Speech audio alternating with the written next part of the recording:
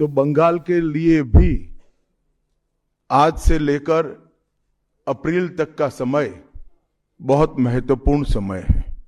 अप्रैल में बंगाल में विधानसभा के चुनाव होने जा रहे हैं। 2026 সালে এপ্রিল মাসে বাংলায় ভোট হবে। বাংলায় এসে সাংবাদিক সম্মেলন করে ঘোষণা করে দিলেন অমিত শাহ। পাশাপাশি জানিয়ে দিলেন কোন অঙ্কে 26-এর ভোটে বিপুল সংখ্যক আসন জয় পেয়ে ক্ষমতায় আসবে বিজেপি।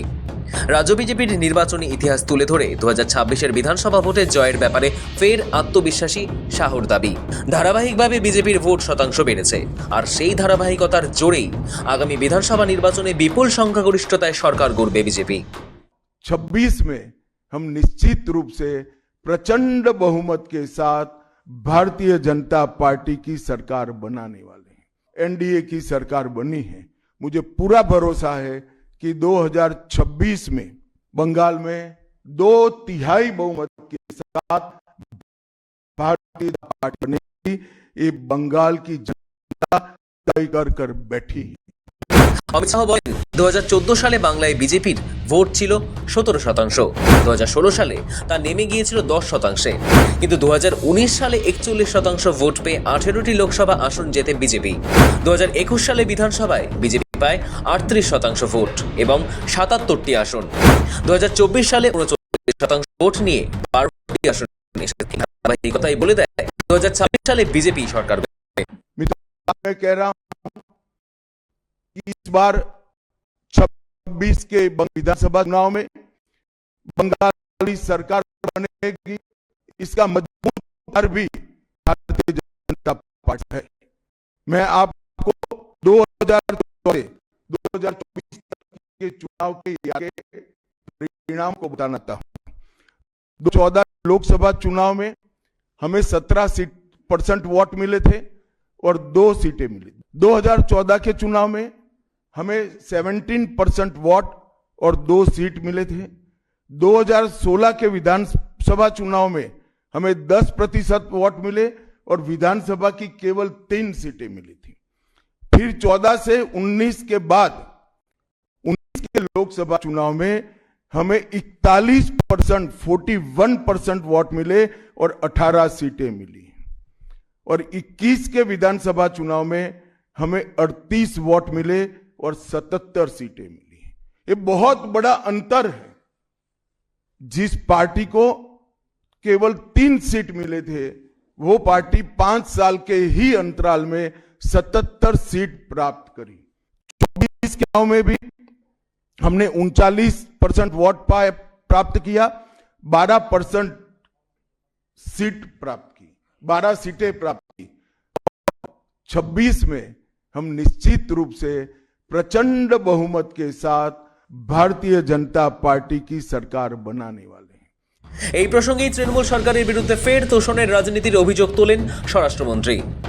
तृणमूल कांग्रेस के 15 साल के शासन में भय, भ्रष्टाचार और कुशासन और विशेषकर घुसपैठ से बंगाल की जनता चिंतित भी है, भयभीत भी है और आशंकित भी है। তার বক্তব্য, তোষণের রাজনীতির ক্ষত ঢাকতে মলম লাগানোর চেষ্টা হচ্ছে, কিন্তু কোনো মলমই আর কাজ করবে না। দুর্নীতির প্রসঙ্গ টেনে সরাসরি মুখ্যমন্ত্রী মমতা বন্দ্যোপাধ্যায়ের দিকে প্রশ্ন ছুড়ে দেন শাহ। তার দাবি, মন্ত্রীর বাড়ি থেকে কোটি কোটি টাকা উদ্ধার হচ্ছে। পার্থ চট্টোপাধ্যায়, অনুব্রত মণ্ডল, জীবনকৃষ্ণ সাহা, কুণাল ঘোষ, একের পর এক তৃণমূল নেতাকে জেল খাটতে হয়েছে। তারপরেও কিভাবে বলা হয় রাজ্যে দুর্নীতি নেই? आज ममता बनर्जी के नेतृत्व में भ्रष्टाचार के कारण पूरे बंगाल का विकास एक प्रकार से थम गया है। मोदी जी की सारी लाभकारी योजनाएं जो पूरे देश में गरीबी का उन्मूलन कर रही है, यहां पर टोल सिंडिकेट के भेंट चढ़ चुकी हैं और हर योजना डेड एंड पर पहुंच चुकी है। घुसपैठ के अलावे भ्रष्टाचार से पूरी बंगाल की जनता त्रस्त है। रोजवेली चिटफंड घोटाला, कैश फॉर क्वेरी घोटाला, एसएससी घोटाला, नगर पालिका नगर नियम का भर्ती का घोटाला, गाय तस्करी का घोटाला, राशन पीडीएस का घोटाला, मनरेगा का घोटाला, पीएम आवास का घोटाला, इतने सारे घोटाले हैं।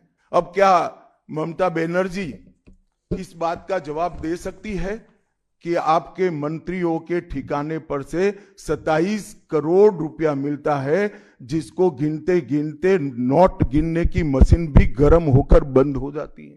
15 करोड़ ये राशि मिल रही है, आपकी कोई अकाउंटेबिलिटी नहीं है। पार्थो चैटर्जी जेल में जाते हैं, ज्योति प्रिय मलिक जेल में जाते हैं, अनुव्रत मंडल जेल में जाते हैं, जीवन कृष्ण शाह जेल में जाते हैं, माणिक भट्टाचार्य जेल में जाते हैं, चंद्रनाथ सिन्हा जेल में जाते हैं, परेश पाल जेल में जाते हैं, कुंतल घोष जेल में जाते हैं, फिरहाद हकीम वो भी आरोपी बनाए जाते हैं, शोभन चैटर्जी आरोपी बनाए जाते हैं, कुणाल घोष 3 साल जेल में रहकर आते हैं, और आप कहती है कि भ्रष्टाचार नहीं हो गया, हो रहा है। आप आंख मूंद लिए ही हो भ्रष्टाचार के लिए। अब मरहम लगाने का प्रयास हो रहा है, मैं सुबह से देख रहा हूं, मगर अब मरहम लगाने से कुछ नहीं होता है। हृदय पर, बंगाल की हिंदुओं के हृदय पर घाव इतना गहरा बैठ गया है कि कोई मरहम काम नहीं आएगा। अब आपका जाने का समय तय हो गया है। রাজ্যে বড় বড় শিল্পের অভাব নিয়েও পশ্চিমবঙ্গ সরকারকে নিশানা করেন শাহ। অভিষেকের প্রসঙ্গ টেনে বলেন, এখন বাংলায় কামানোর অধিকার একমাত্র ভাইপোর, আর কারও অধিকার নেই। শিল্পক্ষেত্রে বাংলা পুরোপুরি ধ্বংস। বামেরা অর্ধেক শেষ করে গিয়েছিল, তৃণমূল পুরোটা শেষ করে দিয়েছে। बंगाल का इतना आर्थिक पतन कभी नहीं हुआ है। ये कम्युनिस्टों के शासन के पहले, तृणमूल के शासन के पहले प्रति व्यक्ति बंगाल की आय राष्ट्रीय औसत से 127% ज्यादा थी। 127%। देश में नागरिक 100 रुपया कमाता था तो बंगाल में 127 रुपया कमाता था। आज देश का नागरिक 100 रुपया कमाता है तो बंगाल का नागरिक 73 रुपया कमाता है। हर प्रकार के उद्योग की शुरुआत एक जमाने में इस सुजलाम सुफलाम भूमि से हुआ था, और इसी के आधार पर सोनार बांग्ला की परिकल्पना की जाती थी। वो बंगाल में आज भ्रष्टाचार, घुसपैठ और टोलबाजी के कारण सारी इंडस्ट्री वापिस जा रही है। केंद्र सरकार की योजनाएं लागू करने में उनको अपनी वोट बैंक गंवाने का डर है। यहां कमाई करने का अधिकार एक ही व्यक्ति को है, भाईपो को है, और किसी को कमाई करने का अधिकार नहीं है। सब में हिस्सेदारी देनी पड़ती है। बंगाल आज इंडस्ट्रियल रूप से कंप्लीटली बर्बाद हो चुका है, और ये आपके शासन में ही हुआ है। आधा अधूरा तो कम्युनिस्ट बेचारे कर कर गए थे, आपने तो पूरा ही समाप्त कर दिया। অমিত শাহের পাশে শ্রমিক ভট্টাচার্য, শুভেন্দু অধিকারীও বসেছিলেন। তাকে সঙ্গে নিয়ে রাজ্যবাসীর উদ্দেশ্যে শাহ বলেন, বাংলার মানুষ দীর্ঘ সময় কংগ্রেসকে দিয়েছে, 34 বছর বামেদের, 15 বছর মমতা বন্দ্যোপাধ্যায়কে দিয়েছে। অমিত শাহর অনুরোধ, এবার নরেন্দ্র মোদীর নেতৃত্বে বিজেপি সরকার বানান, পূর্ণ সংখ্যাগরিষ্ঠতা দিন, সোনার গৌরবের বাংলা করা হবে। कांग्रेस जिसकी एक प्रकार से स्थापना ही बंगाल से शुरू हुई, वो कांग्रेस पार्टी बिग जीरो पर पहुंच गई, और 34 साल तक शासन करने वाला कम्युनिस्ट गठबंधन भी एक भी सीट प्राप्त नहीं कर पाया, और हमने मुख्य विपक्ष का स्थान प्राप्त किया। आज शुभेंदु जी मेरे साथ यहां पर बैठे हैं, वो हमारे प्रतिपक्ष के नेता हैं। एनडीए की सरकार बनी है, मुझे पूरा भरोसा है 2026 बंगाल में 2/3 बहुमत के साथ भारतीय जनता पार्टी की सरकार बनेगी।